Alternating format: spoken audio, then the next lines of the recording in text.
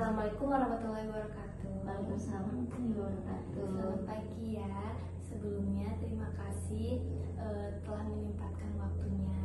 Sebelumnya perkenalkan, aku Dewinta, mahasiswa dari program studi psikologi Universitas Muhammadiyah Pontianak. Jadi pada kesempatan ini aku akan melaksanakan promosi kesehatan mengenai penyakit asma. Jadi kegiatan ini tuh bertujuan untuk memberikan informasi kepada keluarga mengenai cara mengenali faktor penyebab terjadinya asma, terus cara pencegahan kekambuhannya, sama penanganan saat serangan, serta pentingnya peran keluarga dalam mendukung penderita asma. Semoga informasi yang aku sampaikan dapat bermanfaat dan dapat diterapkan dalam kehidupan sehari-hari. Baik, kita mulai materinya. Tujuan dari promosi kesehatan ini tuh memahami apa itu asma, terus mengenali faktor menyebabkan asma kambuh, terus mengetahui cara membantu saat serangan asma, sama memahami peran keluarga dalam mendukung penderita asma.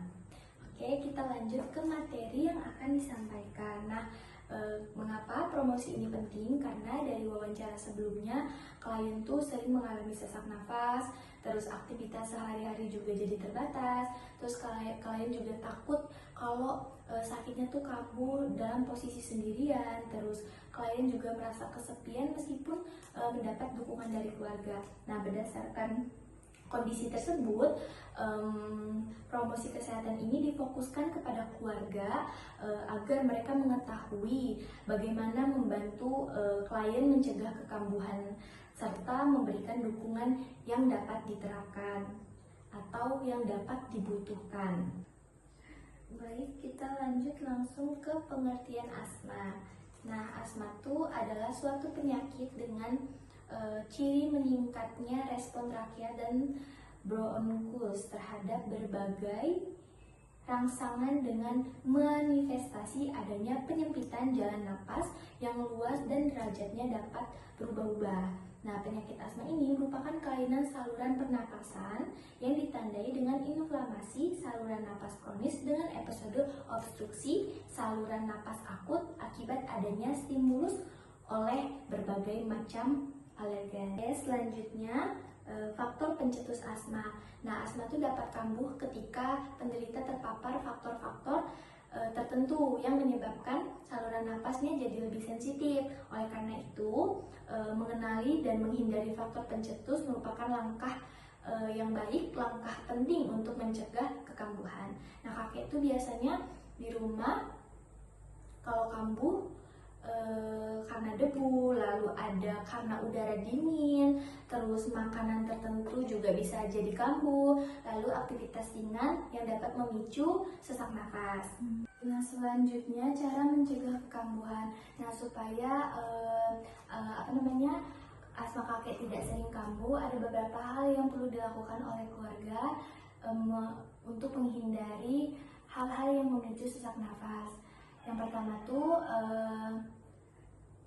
menghindari debu, lalu udara dingin atau makanan tertentu yang menjadi pencetus terjadinya kekambuhan. Nah, kemudian jangan lupa untuk mengingatkan kakek untuk menggunakan obat sesuai anjuran dokter.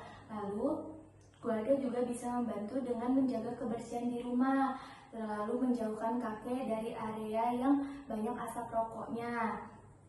Terus mengingatkan beliau menggunakan masker jika berada di tempat yang berdebu. Lalu walaupun ini terlihat sederhana, kebiasaan-kebiasaan kayak gini tuh dapat membantu dalam mengurangi resiko terjadinya kekambuhan. Selanjutnya, penanganan saat serangan asma.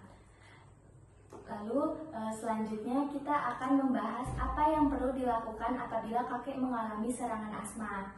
Nah, hal pertama yang perlu dilakukan itu adalah tetap tenang, karena kalau kitanya panik nanti ke kakeknya juga jadi panik. Lalu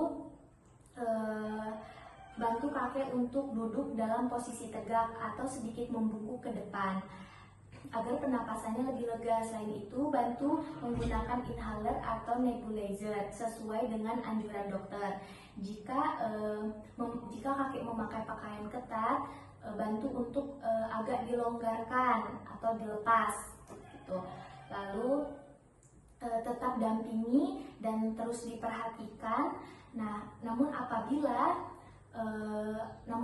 kondisinya makin parah, bisa langsung dibawa ke fasilitas kesehatan.